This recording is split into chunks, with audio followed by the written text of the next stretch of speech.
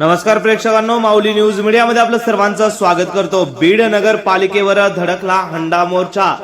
पाणी पुरवठा सुरळीत करण्याची केली मागणी। पाणी टंचाईने त्रस्त झालेल्या बीड शहरवासियांनी नगरपालिकेवर हंडा मोर्चा काढत जोरदार घोषणाबाजी केली आहे। शहरातील पाणी पुरवठा तात्काळ सुरू करावा अशी मागणी यावेळी मोर्चेकरांनी केली आहे। मुख्याधिकारी नीता अंधारे यांनी पाणी पुरवठा योजना दुरुस्तीचे काम पूर्ण झाले असून पाणी पुरवठा सुरळीत केला जाईल असे आश्वासन यावेळी आंदोलकांना दिले आहे। बीड शहरात गेल्या महिनाभरापासून पाणी पुरवठा विस्कळीत झालेला आहे। उन्हाची तीव्रता वाढत असल्याने बोरचे पाणी पातळी देखील खाली गेल्याने शहरातील नागरिकांना पाणी विकत घेण्याची वेळ आली आहे, तर पिण्यासाठी जारकडे सध्या नागरिक त्रस्त आहेत। याकडे नगर परिषद प्रशासनाचे लक्ष वेधले जावे याकरिता हा मोर्चा काढण्यात आलाय। मोर्चामध्ये महिला भगिनी मोठ्या संख्येने उपस्थित झाल्या होत्या। यावेळी नेमका नीता अंधारे नेमका काय म्हणाल्या मुख्याधिकारी आपण पाहूया। आहे ती स्कीम पूर्ण एमजीपी कडे आहे।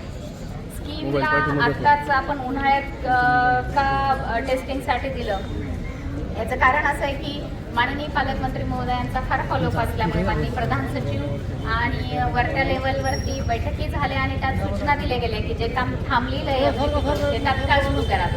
आणि पावसाळ्याच्या ह्या 4 महिन्यामध्ये आपल्याला नंतर शटडाऊन घेणं शक्य नव्हतं, त्यामुळे आणि जे आपण काही हे 16 ते 30 तारखेपर्यंत हे काम होणं अपेक्षित होतं, पण ऑन फील्डवरती बऱ्याच ठिकाणी अडचणी आल्या आणि ते आपल्याला जास्त कालावधी लागला।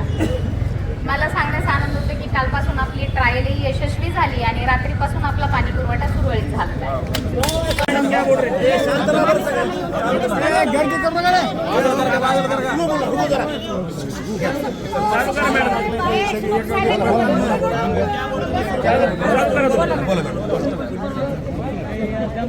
आजच्या सर्व जनभावनेचा आम्ही आदर करतो।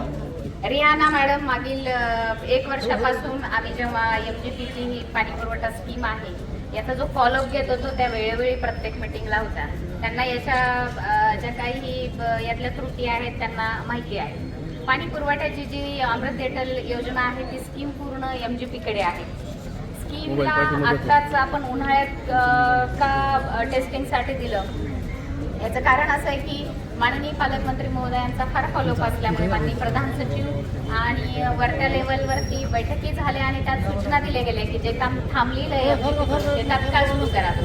आणि पावसाळ्याच्या ह्या 4 महिन्यामध्ये आपल्याला नंतर शटडाऊन घेणं शक्य नव्हतं, त्यामुळे आणि जे आपण काही हे 16 ते 30 तारखेपर्यंत हे काम होणं अपेक्षित होतं, पण ऑन फील्डवरती बऱ्याच ठिकाणी अडचणी आल्या आणि ते आपल्याला जास्त कालावधी लागला।